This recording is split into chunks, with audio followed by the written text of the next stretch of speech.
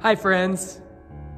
Yesterday, we left Naomi and Ruth hopeful for the first time in a long time, thanks to the kindness of Boaz, their next of kin or kinsman redeemer.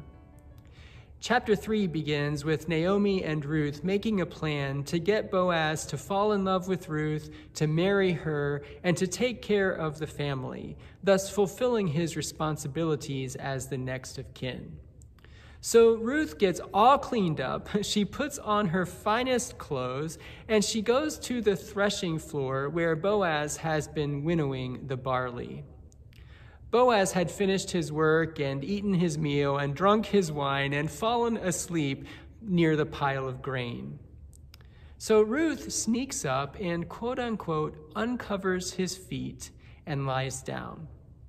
Now, depending on whether you want to read this as a rated G or a rated R story, to uncover feet and lie down could be read literally, or it could be a euphemism for something else.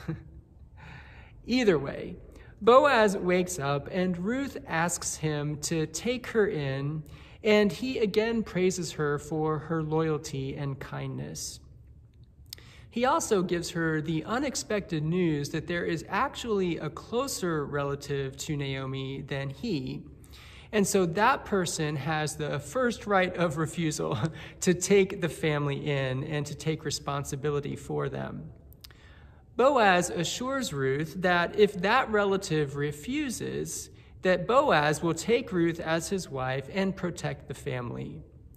Ruth stays for the night and then returns home to Naomi just before dawn and tells her the news. In chapter 4, all that Boaz had spoken during the night came to the light of day. Boaz gathered 10 elders of the city and the closer relative. The relative was all ready to redeem the land and the family until he learned that it included marrying a hated Moabite, a foreigner, an immigrant. And so he refused, and that made Boaz the next of kin. Knowing the Moabites' loyal and kind character, Boaz marries Ruth, acquires the property, and brings the whole family, which at that time was just Ruth and Naomi, under his care. The book ends with Boaz and Ruth having a son. And then, strangely, Ruth disappears from the story. Starting at chapter 4, verse 13. So Boaz took Ruth, and she became his wife. When they came together, the Lord made her conceive, and she bore a son. Then the women said to Naomi, "Blessed be the Lord, who has not left you this day without next of kin, and may his name be renowned in Israel. He shall be to you a restorer of life and a nourisher of your old age. For your daughter-in-law who loves you, who is more to you than 7 sons, has borne him." Then Naomi took the child and laid him in her bosom and became his nurse. The women of the neighborhood gave him a name, saying, "A son has been born to Naomi."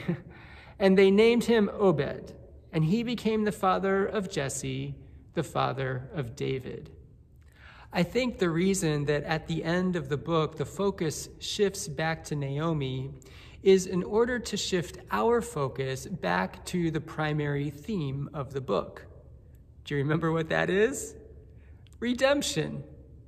We'll explore that more tomorrow. Thanks for listening today. I'll see you tomorrow.